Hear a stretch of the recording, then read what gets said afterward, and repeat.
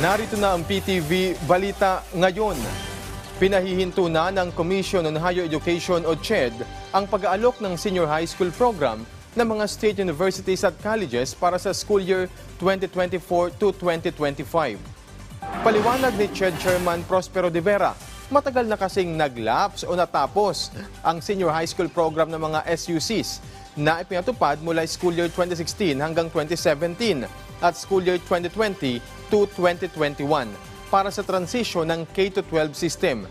Dagdag pa ni De Vera, wala nang legal na basehan para ipagpatuloy ang naturang programa sa mga state universities at colleges. Mababatid na noong panahon ni dating Pangulong Noynoy Aquino, inatasan niya ang mga state universities at colleges na mag-alok ng senior high school program para paghandaan noon ang K-12 program.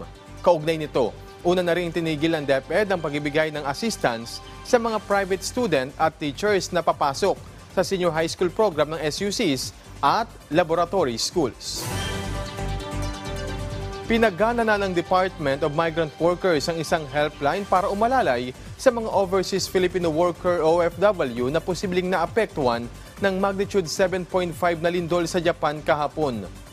Batay sa abiso ng DMW, maaari silang tumawag sa DMW OWA Japan Help Desk sa mga numerong 1348 o kaya'y sa 632-1348 kung magbumula ang tawag sa ibang bansa.